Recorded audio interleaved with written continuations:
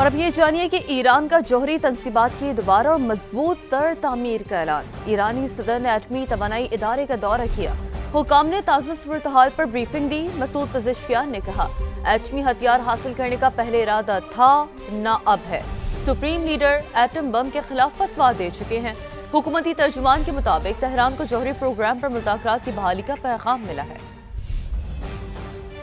شمالی علاقے میں رات گئے زلزلے کے شدید جھٹکے محسوس کیے گئے ہیں۔ امریکی جیولوجیکل سروے کے مطابق زلزلے کی شدت 6.3 اور گہرائی 28 کلومیٹر ریکارڈ کی گئی ہے۔ صوبہ سمنگان اور بلخ زیادہ متاثر ہوئے ہیں۔ لینڈ سلائیڈنگ سے ایک بس ملبے تلے دب گئی ہے، جس میں سوار متعدد افراد جاں بحق اور زخمی ہونے کی اطلاعات ہیں۔ تاریخی مزار شریف کی عمارت کو بھی نقصان پہنچا ہے۔ افغان دارالحکومت کابل میں بھی زلزلے کے جھٹکے محسوس کیے گئے ہیں۔ لوگ خوف زدہ ہو کر گھروں سے باہر نکل آئے۔ متعدد گھروں کے شیشے ٹوٹ گئے، کچی دیواریں گر گئیں۔ تاجکستان، ازبیکستان اور ترکمانستان میں بھی زلزلے کے جھٹکے محسوس کیے گئے ہیں۔ افغانستان کے شمالی علاقے میں رات گئے زلزلے کے شدید جھٹکے محسوس کیے گئے۔ امریکی جیولوجیکل سروے کے مطابق زلزلے کی شدت 6.3 اور گہرائی 28 کلومیٹر ریکارڈ کی گئی۔ صوبہ سمنگان اور بلخ زیادہ متاثر ہوئے۔ لینڈ سلائیڈنگ سے ایک بس ملبے تلے دب گئی، جس میں سوار متعدد افراد جاں بحق اور زخمی ہونے کی بھی اطلاعات ہیں۔ تاریخی مزار شریف کی عمارت کو بھی نقصان پہنچا ہے۔ افغان دارالحکومت کابل میں بھی زلزلے کے جھٹکے محسوس کیے گئے۔ لوگ خوف زدہ ہو کر گھروں سے باہر نکل آئے۔ متعدد گھروں کے شیشے ٹوٹ گئے، کچی دیواریں گر گئی۔ تاجکستان، ازبکستان اور ترکمانستان میں بھی زلزلے کے جھٹکے محسوس کیے گئے۔ غزہ میں جنگ بندی معاہدے پر عمل درآمد اور پائیدار امن کی کوششیں۔ مسلم ممالک کے وزرائے خارجہ کا اہم اجلاس آج ترکیے میں ہوگا۔ نائب وزیر اعظم اور وزیر خارجہ اسحاق ڈار شرکت کے لیے استنبول روانہ ہوں گے۔ دفتر خارجہ کے مطابق پاکستان کی جانب سے جنگ بندی کے مکمل نفاذ، فلسطینی علاقوں سے اسرائیلی فوج کے انخلاء، بلا رکاوٹ انسانی امداد کی فراہمی اور غزہ کی تعمیر نو پر زور دیا جائے گا۔ غزہ کے لیے بین الاقوامی استحکام فورس کا اہم معاملہ بھی زیر غور آئے گا۔ آزاد فلسطینی ریاست کے قیام کا معاملہ بھی زیر بحث آئے گا۔ دفتر خارجہ کے مطابق پاکستان فلسطینیوں کے حق خود ارادیت اور امن کی بحالی کے لیے پرعزم ہے۔ آزاد فلسطینی ریاست کا قیام ہی دیر پا امن کی ضمانت ہے۔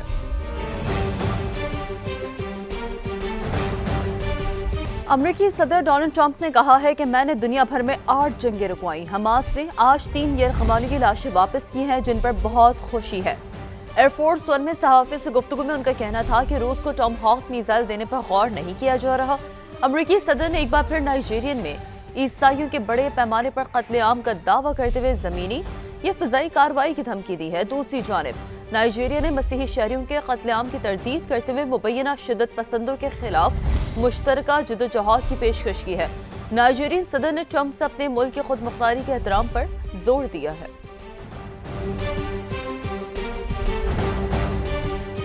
قطری وزیر اعظم شیخ محمد بن عبد الرحمن الثانی کہتے ہیں کہ فلسطینی اتھارٹی کو فلسطینیوں کی واحد نمائندہ بننا چاہیے۔ غزہ اور مغربی کنارے کے لیے مشترکہ حکومت ناگزیر ہے، 2 ریاستی حل کے سوا کوئی متبادل نہیں۔ CNN کو انٹرویو میں ان کا مزید کہنا تھا کہ فلسطینی گروہوں میں عبوری ٹیکنوکریٹک کمیٹی پر مشاورت جاری ہے۔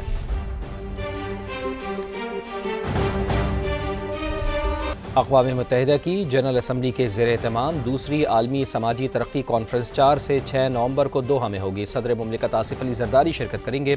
صدر آصف علی زرداری سماجی ترقی، روزگار، جامع معاشی نمو کے لیے پاکستانی عزم کو اجاگر کریں گے۔ سماجی تحفظ میں بے نظیر انکم سپورٹ پروگرام کے کردار پر روشنی بھی ڈالیں گے۔ صدر مملکت دوحہ پولیٹیکل ڈیکلیریشن اور عالمی ترقیاتی وعدوں سے ہم آہنگ منصوبوں کو اجاگر کریں گے۔ اجلاس کے نتائج کو عملی اقدامات میں ڈھالنے اور جامع ترقی کے فروغ کا عزم دہرایا جائے گا۔ صدر آصف علی زرداری عالمی اور علاقائی رہنماؤں سمیت اہم بین الاقوامی تنظیموں کے سربراہان سے بھی ملاقاتیں کریں گے۔ لاہور مسلسل اسماگ کی لپیٹ میں ہے۔ 423 ایئر کوالٹی انڈیکس کے ساتھ آج بھی دنیا کے آلودہ ترین شہروں میں سر فہرست ہے۔ پنجاب کے دیگر شہر بھی اسماگ کی لپیٹ میں ہے۔ گجرانوالہ میں AQI 686، فیصل آباد 400 سے زائد اور ملتان میں 250 کے قریب ریکارڈ کیا جا رہا ہے۔ تفصیل کے لیے بات کرتے ہیں سما کی نمائندہ ویلرنگ NGO سے۔ ویلرنگ بتائیے گا۔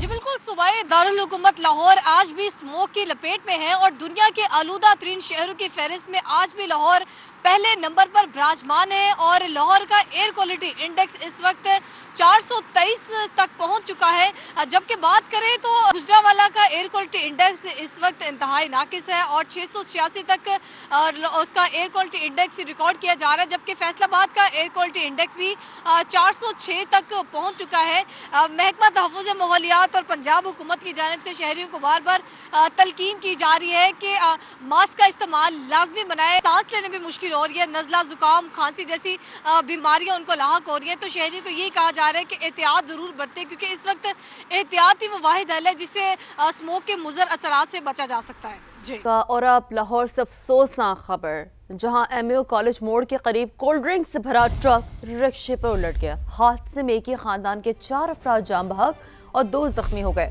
रेस्क्यू हुकाम के मुताबिक रिक्शे में 8 अफराद सवार थे। जान बहक अफराद में मियाँ, बीवी, बेटा और बहू शामिल हैं। रिक्शा ड्राइवर और 2 बच्चों समेत 4 अफराद जख्मी हुए, जिन्हें तिब्बी इमदाद के लिए अस्पताल मुंतकिल कर दिया गया। ट्रक को क्रेन के जरिए उठाकर लाशें निकाली गईं। उस दौरान कुछ शहरी कोल्ड ड्रिंक्स की बोतलें लूटते रहे।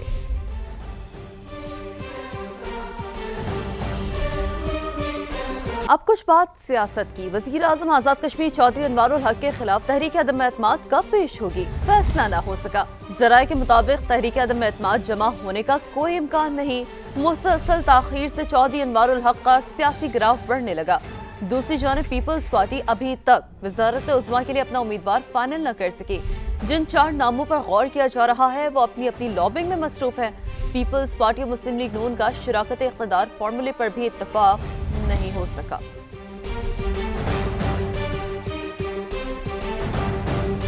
सियासी दर्जा हरारत कम करने के लिए बातचीत होनी चाहिए। शाह महमूद कुरैशी और फवाद चौधरी भी सियासी लोग हैं। वफाकी वज़ीर इत्तलात अताउल्लाह तारर कहते हैं सियासत में बातचीत होनी चाहिए। वज़ीर आज़म ने वज़ीर आला केपी को ताउन की पेशकश की।